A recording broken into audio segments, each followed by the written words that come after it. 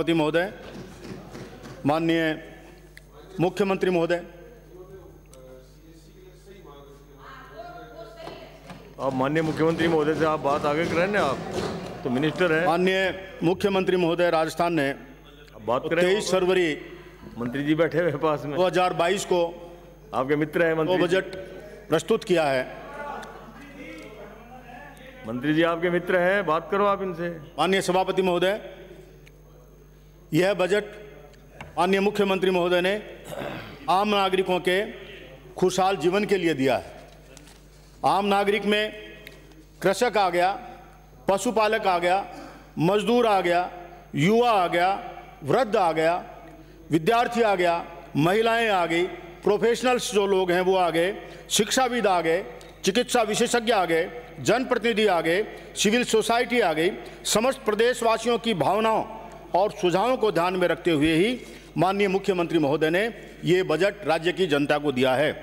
उन्होंने यह बजट देते समय इस बात का ध्यान रखा है कि राज्य के सतत विकास की गति बनी रहनी चाहिए, उसमें गिरावट नहीं हो। माननीय मुख्यमंत्री महोदय ने इस बात का भी ध्यान रखा है कि आधारभूत सुविधाओं की वृद्धि होनी चाहिए, उनमें किसी प्रकार की कोई कमी नहीं होनी चाहिए।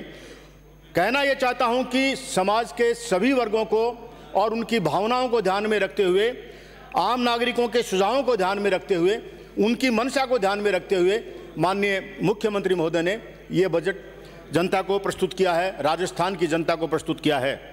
एक बात और निवेदन करना चाहता हूं, माननीय मुख्यमंत्री महोदय श्री अशोक गहलोत मैसेज की राजनीति करते हैं, सकारात्मक मैसेज देते हैं और मिशन मोड पर काम करते हैं ताकि जनता को अधिक से अधिक फायदा मिल सके। मैसेज दिया उन्होंने 2012-13 में, जब उन्होंने राज्य को प्रथम जेंडर बजट पेश किया था। प्रथम जेंडर बजट राजस्थान में माननीय मुख्यमंत्री महोदय श्री अशोक गहलोत ने 2012-13 में पेश किया। इसी प्रकार पेपरलेस बजट भी माननीय मुख्यमंत्री श्री अशोक गहलोत ने दिया, वो दिया 21-22 में। और ये बजट जो 22-23 का उन्होंने दिया, ये भी राज्य का पृथक से जो एग्रीकल्चर बजट है वो दिया गया है माननीय मुख्यमंत्री महोदय ने। और अगर अपन परफॉर्मेंस की बात करें, राजस्थान के बजट परफॉर्मेंस की बात करें, तो 70% से भी ज़्यादा वायदे निभाए जा चुके हैं राज्य सरकार के द्वारा, और 85% से भी ज़्यादा जो घोषणाएं हैं जो राज्य सरकार ने की थी वो पूरी हो चुकी है। ये कोई आंकड़ों का खेल नहीं है, जैसा कि मेरे विपक्ष के साथीगण बता रहे थे, आंकड़े नहीं है, ये यथार्थ है। धरातल पर जो चीज़ है, जो राज्य सरकार ने दिया है, जो हमारे लोकप्रिय और यशस्वी मुख्यमंत्री महोदय ने दिया है, ये उसका नक्शा है। माननीय सभापति महोदय, जिस दिन 23 तारीख को ये बजट माननीय मुख्यमंत्री महोदय ने पेश किया, उस दिन का नज़ारा राजस्थान के हर गांव में, हर ढाणी में, हर नगर में, हर शहर में, न केवल राजधानी में बल्कि राज्य के अंतिम छोर तक वो नज़ारा देखने लायक था। राजस्थान के कर्मचारी जो 1 अप्रैल 2004 और उसके बाद राजकीय सेवा में आए हैं, उन्होंने एक तरह से बहुत बड़ा जश्न मनाया है। और एक इतना ही नहीं, मैं तो ये भी देखा है कि जो लोग अपनी डीपी पे, माननीय सभापति महोदय, जो लोग अपने मोबाइल की डीपी पे कमल की फोटो रखते थे, फूल की, उन्होंने हाथ का निशान लगा दिया। बहुत बड़ी बात है, बहुत बड़ी बात है। मैं मेरे विधानसभा क्षेत्र की बात कर रहा हूं, वहां ऐसा हुआ है 23 तारीख को जैसे कि कोई दिवाली मन रही हो। तो ये एक बहुत बड़ा बजट माननीय मुख्यमंत्री महोदय ने दिया। और ये इसमें अभी माननीय सदस्य मेरे सामने वाले बोल रहे थे कि भाई 34 साल बाद, 33 साल बाद आएगा, इनका क्या लगा, घोषणा करें। तो फिर अगर ऐसा ही था तो ये घोषणा आप कर देते, कहाँ दिक्कत थी? किसने रोका था जब आपका राज था? 2004 की जो पेंशन, और 1 जनवरी 2004 से जो पेंशन बंद की गई, इन लोगों के हितों पर कुठाराघात था। अगर आदमी को पेंशन नहीं मिले, 34, 35, 33 साल नौकरी करके जाए और जो लमसम पैसा मिलता है, सभापति महोदय, आप कुछ भी छुपा हुआ नहीं है, आप बहुत अनुभवी हैं और यहाँ जो बैठे हैं सब जानते हैं रिटायरमेंट का पैसा जो मिलेगा चंद महीनों में, चंद सालों में, कुछ सोशल रिस्पॉन्सिबिलिटीज में खत्म हो जाएगा। पूरी जिंदगी वो कर्मचारी क्या करेगा। इसलिए बहुत बड़ी ये एक बहुत सामाजिक सेवा है और जिन कर्मचारियों को ये जिसका लाभ मिला है उनके परिवारों को मिला है। लाखों कर्मचारी हैं, एक परिवार में एवरेज 5 लोग तो आप मानेंगे, बहुत बड़ा है। और ये जो घोषणा है, मैं आज कहता हूं सदन में और ये रिकॉर्ड पर रहेगा कि ये घोषणा माननीय मुख्यमंत्री की, ये जो पुरानी पेंशन योजना को चालू करने की घोषणा है, ये अगली बार कांग्रेस को वापस राज में लाने के लिए बहुत बड़ा कंट्रीब्यूटरी फैक्टर होगा, ये तय है। दूसरा निवेदन करना चाहता हूं कि अब हेल्थ की कोई टेंशन किसी भी व्यक्ति को नहीं रही। राज्य में जो भी व्यक्ति है अब वो अपना इलाज पहले 5 लाख तक का कराता था, अब उसको 10 लाख तक का करा दिया। इतना ही नहीं, 5 लाख तक की जो इंश्योरेंस कवरेज जो दी गई है वो भी एक बहुत बड़ी बात है। कैशलेस 10 लाख का इलाज मिलना एक बहुत बड़ा सोशल सिक्योरिटी का काम है। देखिए, हर व्यक्ति के पास इलाज के पास लिए पैसा नहीं होता है। डॉक्टर जितेंद्र सिंह जी कई बार यहाँ हमारे जो माननीय सदस्य हैं और बहुत वरिष्ठ आदमी है, कहते रहते हैं कि एक डॉक्टर के रूप में उन्होंने गरीब को तड़पते देखा है, अपने बच्चे को मरते देखा है, पैसे के अभाव में। ये सत्य है और माननीय मुख्यमंत्री महोदय ने इसी भावना को ध्यान में रखते हुए ये जो बजट में जो प्रावधान किया 10 लाख रुपए तक का, 10 लाख बहुत बड़ी राशि होती है, कम नहीं होती, बहुत बड़ा कंट्रीब्यूशन है। लेकिन इसी हेल्थ सेक्टर की बात करते हुए मैं यहाँ निवेदन करना चाहता हूँ, रिकॉर्ड पर देना चाहता हूँ कि मेरे विधानसभा क्षेत्र पिलानी में मैंने निवेदन किया है राज्य सरकार से, माननीय हेल्थ मिनिस्टर साहब से, माननीय मुख्यमंत्री महोदय से कि मेरे क्षेत्र के लांबा गोठड़ा में और डुलानिया में पीएचसी की बहुत ज़्यादा आवश्यकता है। आसपास कोई भी मेडिकल फैसिलिटीज़ नहीं है, छोटे कोई सब सेंटर्स भी होंगे तो वो एक्सट्रीम कोने पर है। इसलिए 3 जो मैंने रिक्वेस्ट डाली हुई है, सीएमएचओ से भी रिकमेंड हो चुका है और वहाँ आवश्यकता भी है, वहाँ लांबा में पीएचसी खोली जावे, लांबा गोठड़ा में पीएचसी खोली जावे और डुलानिया में भी पीएचसी खोली जावे, यहाँ इसकी बहुत बड़ी आवश्यकता है। अब मैं निवेदन करता हूँ कि मनरेगा एक बहुत बड़ा एम्प्लॉयमेंट जनरेटिंग फैक्टर है, एक बहुत बड़ा जनरेशन का काम है। जो 100 दिन की बंदिश लगी हुई थी इसके गाइडलाइंस के अंतर्गत, उसको अपने खर्चे पर माननीय मुख्यमंत्री महोदय ने राज्य सरकार के खर्चे पर 100 से 125 दिन किया है। ये बहुत बड़ी बात है। ये उन लोगों को जो मनरेगा में काम करते हैं उन लोगों को एक बहुत बड़ा सहारा है। ये भी एक सकारात्मक सोच है और बहुत बड़ी बात है, गरीब के प्रति माननीय मुख्यमंत्री महोदय के दृष्टिकोण को प्रकट करता है। और बहुत लोग ऐसे हैं जो स्ट्रीट वेंडर्स थे, बहुत बड़े लोग थे, बहुत ऐसे लोग हैं जो स्ट्रीट वेंडर्स की डेफिनेशन में आते हैं, ठेला चलाने वाले, फल बेचने वाले, पटरी पर काम करने वाले लोग, उन सब के लिए और अन्य लोग जो शहर में रहते हैं जिनके रोजगार की कोई व्यवस्था नहीं हुई, और विशेष करके ये जो 2 साल कोरोना का जो हमको मार के गया है उसमें उनका सारा रोजगार तहस नहस हो गया। शहर में भी गरीबी है और बहुत गरीबी है, गांव में तो है ही, शहर में भी है। उस चीज़ को ध्यान में रखते हुए माननीय मुख्यमंत्री महोदय ने इंदिरा गांधी शहरी रोजगार गारंटी योजना जो प्रदान की है वो हमारे इस प्रदेश के लिए और उस जनता के लिए जिनके पास रोजगार का कोई साधन नहीं है एक बहुत बड़ा सहारा होगा। 1,25,000 पदों की भर्ती प्रक्रिया अभी चल रही है।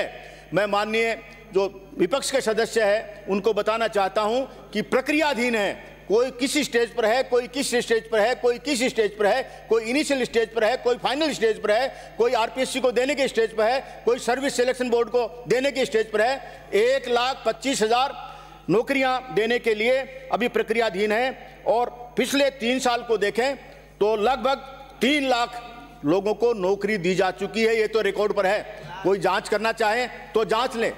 आप जब आपको बोलने का मौका मिले माननीय सदस्य महोदय तो आप जवाब दे देना।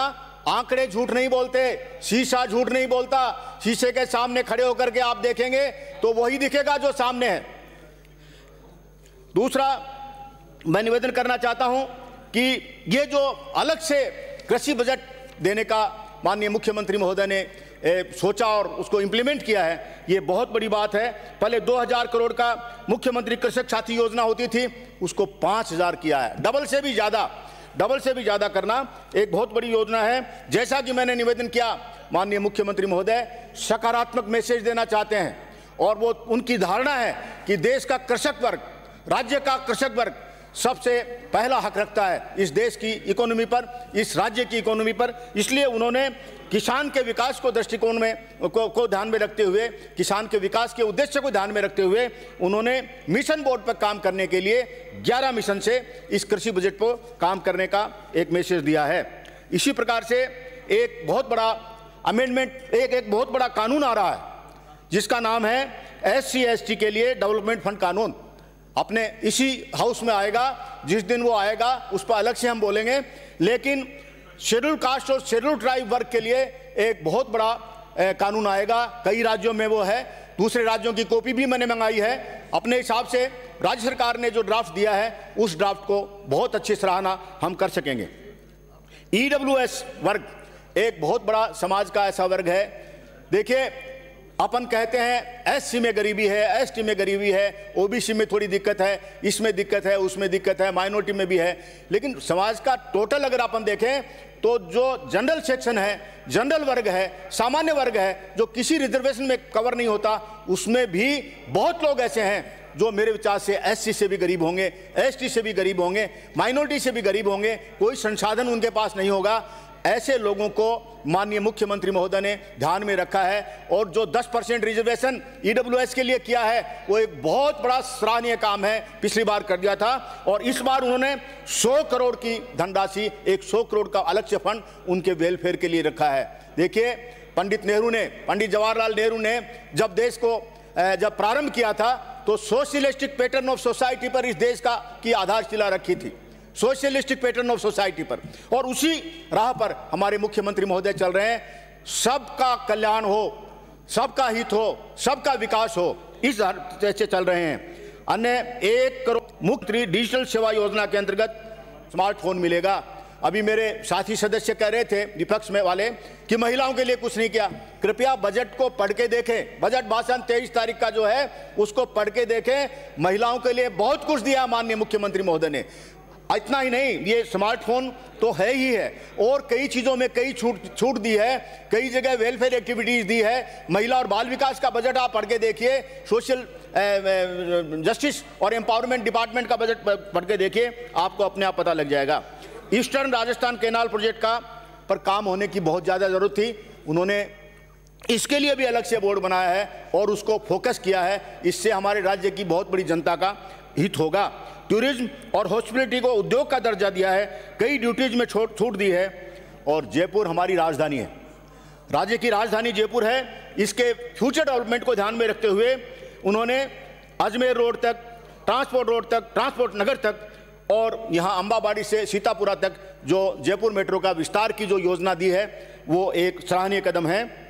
17 जिलों में 32 उद्योग केंद्र स्थापित करने की बात जो उन्होंने कही है वो भी सराहनीय केंद्र है। यहाँ मैं रिकॉर्ड पर डालना चाहता हूँ माननीय सभापति महोदय कि मेरा विधानसभा क्षेत्र पिलानी भी एक पिछड़ा हुआ इलाका है और उद्योग अभी जो है भी तो बहुत अच्छी स्थिति में नहीं है और वहाँ औद्योगिक क्षेत्र की कमी भी है। इसलिए मैं निवेदन करना चाहता हूँ कि संबंधित अधिकारियों को माननीय उद्योग मंत्री महोदया डायरेक्शन देवे कि पिलानी विधानसभा क्षेत्र का सर्वे करा करके जहां भी सूटेबल वो समझे, रिको जहां सूटेबल समझे वहां रिको की तरफ से एक इंडस्ट्रियल एरिया डेवलपमेंट होना चाहिए।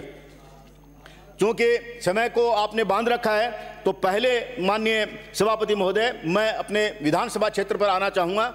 हर विधानसभा क्षेत्र का विकास होगा तभी राज्य का विकास होगा। माननीय मुख्यमंत्री महोदय हर विधानसभा क्षेत्र का विकास चाहते हैं और बजट में भी यही समावेश है।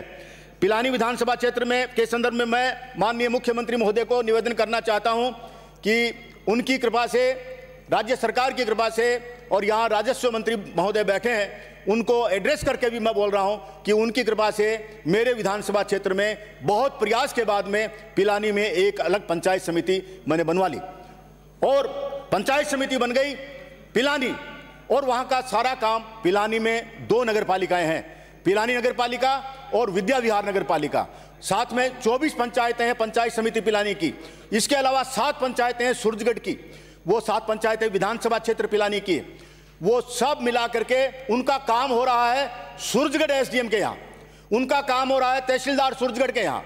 भाई जब एसडीएम बैठा है चिड़ावा मेरे विधानसभा क्षेत्र में, तहसीलदार बैठा है मेरे विधानसभा क्षेत्र चिड़ावा में, तो वो काम जो प्रशासनिक काम है, जो रेवेन्यू का काम है, वो वहाँ के एसडीएम और तहसीलदार से क्यों नहीं करवाया जा रहा? नागरिकों को वहाँ भटकना पड़ता है, एक विधानसभा क्षेत्र से दूसरे विधानसभा क्षेत्र में जाना पड़ता है। एसडीएम वहाँ नहीं है तो वापस आना पड़ता है, तहसीलदार वहाँ नहीं है वहाँ वापस आना पड़ता है।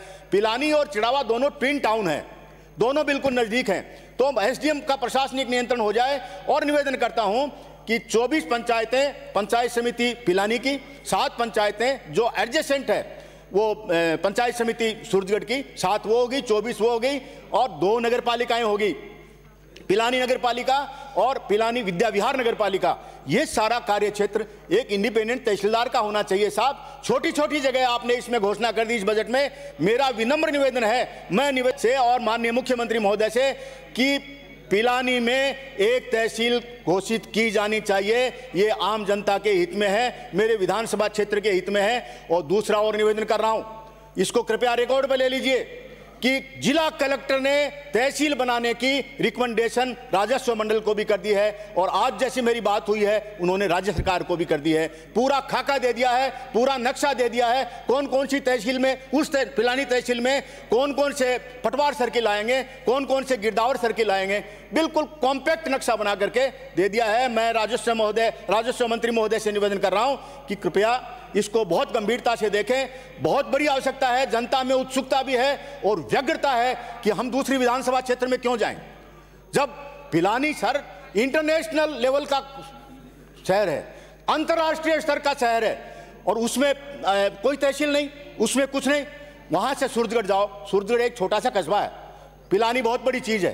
तो आप पिलानी में कृपया जरूर ये घोषणा करवाए माननीय मुख्यमंत्री महोदय से। और माननीय राजस्व मंत्री महोदय, मैं आपको निवेदन करता हूं कि आप जरूर रिकमेंड करिए, अनकंडीशनल रिकमेंड करिए, जिला कलेक्टर की सिफारिश को मानिए। जिला कलेक्टर आपकी एक चैनल है जिसके माध्यम से सरकार काम करती है, आप करिए। हम तो जिले के कलेक्टर को वहां की गवर्नमेंट मानते हैं। जिस दिन यहाँ का प्रस्ताव आया जिला कलेक्टर का, हमने सोचा कि हमारी तहसील बन गई, वहां लड्डू बट गए, वहां लड्डू बट गए पिलानी के अंदर। अब उनको क्या जवाब दूं मैं? सरकार हमारी है, मैं वहां का विधायक हूं, आप हमारे मंत्री हैं, आप हमारा मुख्यमंत्री है। तो ये मेरा सबसे बड़ी डिमांड है कि पिलानी में तहसील होनी चाहिए। दूसरा निवेदन करता हूं कि पिलानी विधानसभा क्षेत्र का जो रोड नेटवर्क है वो बिल्कुल तहस नहस स्थिति में है। कारण कि अब मैं किसी का दोषारोपण नहीं करता, मैं थोड़ा सा समय चाहूंगा। मुझे मालूम है साहब मेरा समय निर्धारित कर रखा है, लेकिन मेरे क्षेत्र के विकास की बात है, आपसे थोड़ा फेवर चाहूंगा माननीय सभापति महोदय। बिल्कुल तहस नहस स्थिति में है, और 3 साल तो मेरे को हो गए, जो कुछ मुझसे बन पा रहा है माननीय मुख्यमंत्री जी महोदय, मैंने 40 रोड्स का एक मास्टर प्लान बना के दिया था। चीफ इंजीनियर को, एडिशनल चीफ इंजीनियर को बुला करके तसल्ली से बात करके, हमारे जितने सरपंच थे, हमारे जितने बीडीसी मेंबर थे, जिला परिषद सदस्य थे, उनको बैठा करके मैंने नेटवर्क तैयार किया कि अपने ये 40 रोड बन जाए तो अपने क्षेत्र का समुचित विकास हो जाएगा। क्यों? 3 साल में जो कुछ हमने किया, पिछले 10 साल में वहां बीजेपी थी, 10 साल में बीजेपी थी, उसको तोड़ करके आप लोगों के आशीर्वाद से मैं वहां कांग्रेस का विधायक के रूप में जीता हूं, अच्छे वोटों से जीता हूं। 7 बार जो विधायक रहा उसको हरा के आया हूं, 4 बार जो मंत्री रहा उसको हरा करके आया हूं। तो इतना तो जनता की अपेक्षा करती है, जिन्होंने मुझे वोट दिए, कि इसके रोड नेटवर्क आप ठीक कराएं।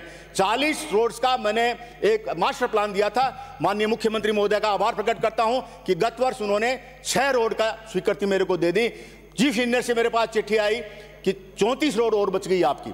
मैं इस सदन के मार्फत मैं निवेदन करता हूं पीडब्ल्यूडी मंत्री और माननीय मुख्यमंत्री महोदय से कि वो जो 34 रोड जो मेरी बच गई है उनको भी स्वीकृति देवें। अभी जो 3 रोड जो जिले की बनी है उसमें मुझे कुछ नहीं मिला। नाम आया पिलानी से सूरजगढ़ होते हुए, पचेरी होते हुए हरियाणा सीमा तक। मुझे क्या करना है साहब हरियाणा सीमा का? मुझे मेरी विधानसभा क्षेत्र को देखना है। मुझे तो 5-7 किलोमीटर मिला 3 रोड्स में।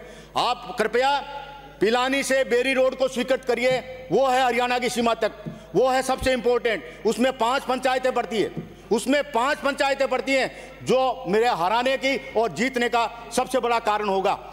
और इसलिए ये वादा हम करके आए थे कि पिलानी से बेरी तक की हम रोड बना देंगे। साथ ही मंडेला पर हमारी 5 क्या 7-8 पंचायतें पड़ती है इस रोड पर, चिड़ावा से मंडेला रोड पर, वो स्वीकृत करिए। निवेदन करता हूं कि ये आप जरूर करवाइए।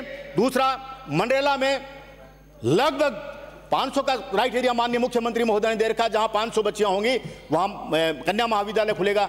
मेरे मंडरेला में 500 नहीं, 500 से कहीं ज्यादा लड़कियां वहां पे स्टूडेंट्स हैं, बालिकाएं हैं, उनके एजुकेशन बंद हो जाती है 12 के बाद।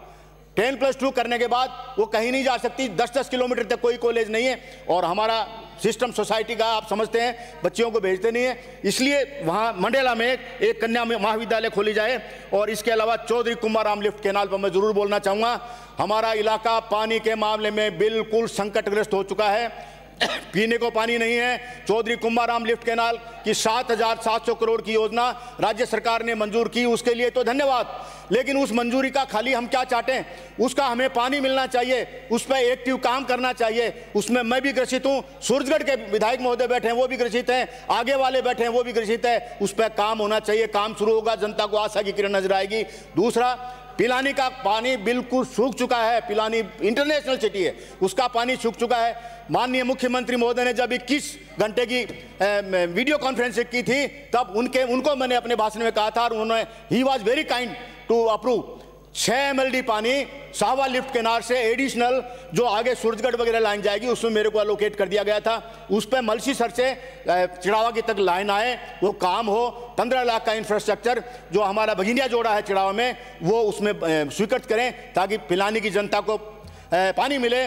मीनवाइल मैं कह रहा हूं, मीनवाइल गर्मी आ रही है, एक बहुत मजबूत कंटिंजेंसी प्लान बनाने के लिए जो माननीय कलेक्टर साहब को ये निर्देश दिए जाने चाहिए, संबंधित अधिकारियों को निर्देश दिए जाने चाहिए, वहाँ के एससी को, एक्शन को निर्देश दिए जाने की आवश्यकता है। इसलिए मैं 1 मिनट, राजकीय महाविद्यालय जो चिड़ाव में है वो माननीय मुख्यमंत्री महोदय की आशीर्वाद से खुल चुका है।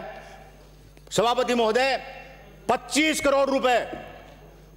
करोड़ रुपए की प्रॉपर्टी मैंने माननीय मुख्यमंत्री महोदय की कृपा से दान में प्राप्त की है, कॉलेज के लिए दान में प्राप्त किए, मेन रोड पर प्राप्त किए, और उस पर कम से कम भी 20 गांव मेरे कॉन्स्टिट्यूंसी के लगते हैं, वो कॉलेज चल पड़ी, अच्छी चल रही है, लगभग 500 बच्चियां उसमें पढ़ाई कर रही है।